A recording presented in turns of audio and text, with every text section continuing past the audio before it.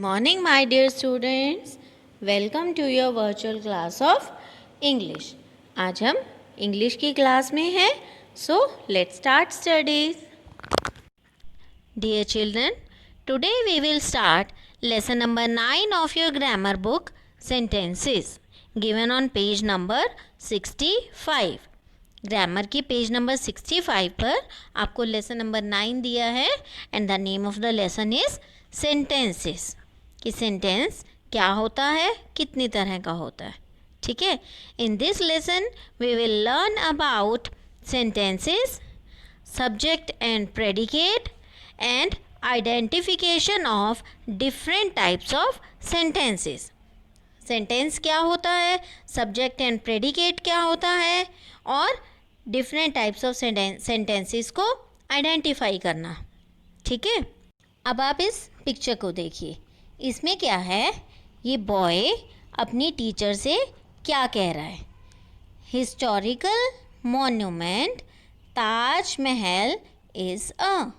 अब इसकी टीचर देखो कितनी हैरान है, क्योंकि इसको समझ में ही नहीं आ रहा कि ये बच्चा क्या बोल रहा है. Historical monument Taj Mahal is a. क्यों नहीं समझ में आ रहा? Because these words are not arranged properly. अब देखो टीचर ने करेक्ट करके क्या बोला इसको, Taj Mahal is a historical monument. अभी बात हमें समझ में आ रही है कि ताजमहल क्या है, एक हिस्टोरिकल मॉन्यूमेंट है. ऐसा क्यों हुआ? क्योंकि हमने वर्ड्स को करेक्ट सीक्वेंस में अरेंज कर दिया, तो वो क्या हो गया, सेंटेंस हो गया. ठीक है. अब एक और एग्जाम्पल देखिए. To love to play football loves Arya. अब आपको इससे कुछ समझ में आ रहा है?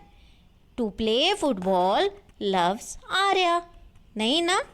अब ये देखिए, Arya loves to play football. Arya football खेलना बहुत पसंद करती है. अब ये चीज़ समझ में आ रही है. क्यों समझ में आ रही है? क्योंकि सेकेंड लाइन जो है वो एक मीनिंगफुल सेंटेंस है. And meaningful sentence always begin with a capital letter and ends with the punctuation mark. हमेशा कैपिटल लेटर से स्टार्ट होता है और एक पंक्चुएशन मार्क पर एंड होता है. ठीक है. तो सेंटेंस क्या होता है? Sentence is an arrangement of words in proper sequence. Clear? अब एक सेंटेंस के लिए हमें क्या चाहिए होता है? उसके लिए हमारे पास सब्जेक्ट होना चाहिए, हेल्पिंग वर्ब होनी चाहिए और उसने क्या काम किया यानी कि ऑब्जेक्ट होना चाहिए. किस पर काम किया? सब्जेक्ट ने. ठीक है. तो what do we no need? A subject and a predicate. Subject और प्रेडिकेट. अब हम सीखेंगे सब्जेक्ट और प्रेडिकेट को हम कैसे आइडेंटिफाई कर सकते हैं. Students, we can divide a sentence into two parts, subject and predicate. एक सेंटेंस को हम टू पार्ट्स में डिवाइड कर सकते हैं, subject and predicate. Now how will you identify the subject and predicate? So subject is the doer. Subject कौन है? उस सेंटेंस में सब्जेक्ट वो है जो काम कर रहा है. एंड ऑब्जेक्ट और predicate you can say. What is predicate? Predicate means something about the subject. Subject के बारे में जो इंफॉर्मेशन मिलती है वो हमें किससे मिलती है? प्रेडिकेट से मिलती है. See, Raghu is a skilled potter. Raghu is a skilled potter.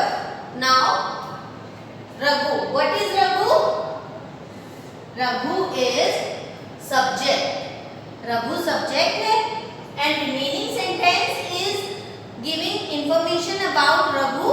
बाकी का sentence हमें रघु के बारे में information दे रहा है that he is a skilled potter. तो ये बाकी का sentence क्या हो गया हमारा? ये हमारा predicate है. ठीक है. Subject is the doer of the action and predicate is something telling about the subject. ठीक है. से Arya is a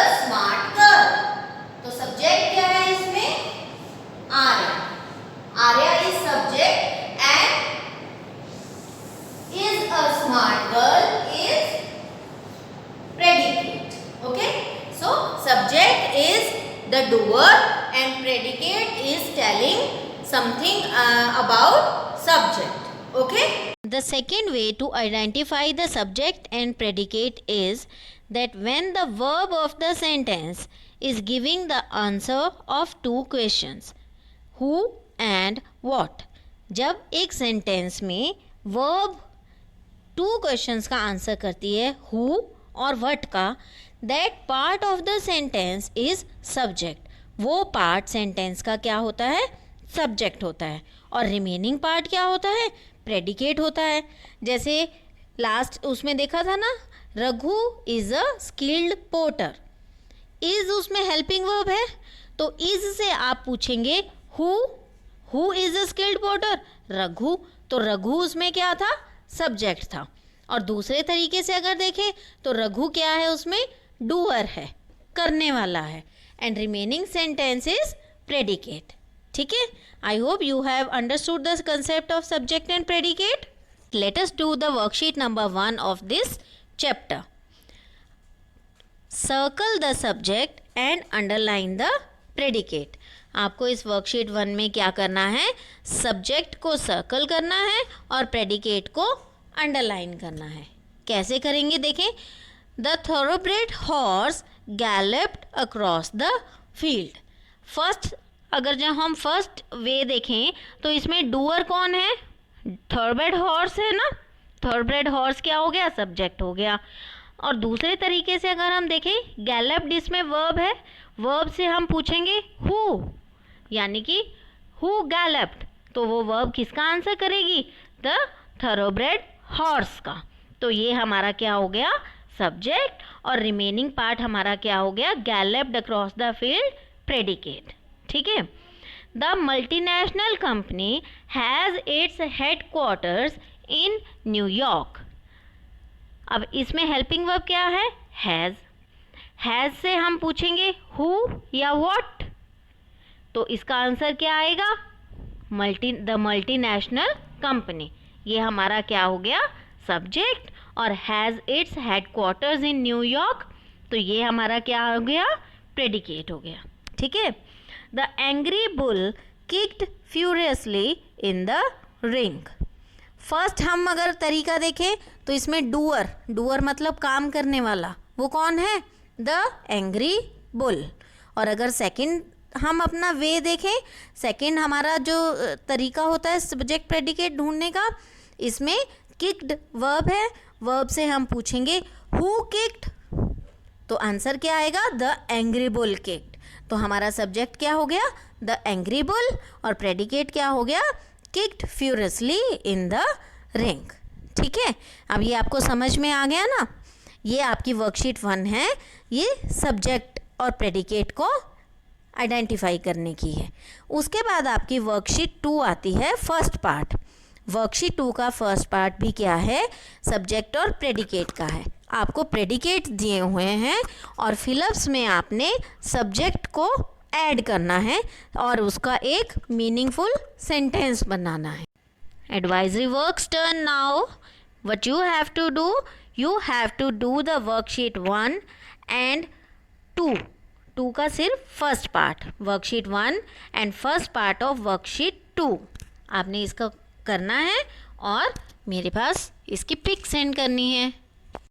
students, world animal welfare day is celebrated on the 4th of October every year. हर साल 4th अक्टूबर को हम world animal welfare day celebrate करते हैं. This day is celebrated to create awareness about the importance of welfare of animals and to highlight the importance of endangered and extinct animals. जो हमारे animals इस time बहुत थोड़े रह गए हैं ना अर्थ पे, वो क्या है? एंडेंजर्ड हैं. और जो बिल्कुल भी नहीं है वो क्या है? एक्सटिंक्ट एनिमल्स हैं. तो एंडेंजर्ड एनिमल्स की इम्पोर्टेंस को बताने के लिए ये डे सेलिब्रेट करते हैं कि जो बहुत थोड़े रह गए हैं ना, उनको भी हमें बचाना है. Because animals are the beautiful creation of God on this earth. भगवान ने बहुत सुंदर चीज़ बनाई है एनिमल्स. जब भी हम कहीं बाहर निकलते हैं हमें डॉग्स, कैट्स, काउज, कितने तरह के एनिमल्स दिखाई देते हैं, है ना। These animals are adding beauty to the environment, हमारे जो एनवायरनमेंट है उसको ब्यूटी देते हैं। This day is also known as animal lovers day, इस डे को एनिमल लवर्स डे भी कहते हैं। These are few extinct animals and the reason is illegal killing and selling of these wild animals। ठीक है, इनको हम कई जो शिकार करते हैं ना एनिमल्स का, तो इन एनिमल्स में से इनका शिकार करके इलीगल तरीके से और उनकी स्किन को सेल करना, ये इसकी रीज़न है कि ये एक्सटिंक्ट क्यों हो गए हैं। Children, it's your moral duty also to participate in this movement and to save the animals। आपको भी इस मूवमेंट में पार्टिसिपेट करना है और एनिमल्स को सेव करना है। Feeding not only your pet dog और cat is not enough but also stray animals is equally important. तो ये जो आप अपने डॉग्स और कैट्स को खाना खिलाते हैं ना, सिर्फ यही काफ़ी नहीं है, आपको स्ट्रे डॉग्स, कैट्स, काउज, इन सब के लिए भी खाना बनाना है मम्मी से कह के, और इनका ध्यान रखना है, इनको सेव करना है, तभी आप एनिमल्स को बचाने में इनकी हेल्प कर सकते हैं। Okay, so be a part of this campaign and be a lover of this beautiful creation of the God. Okay, goodbye dear children, have a nice day।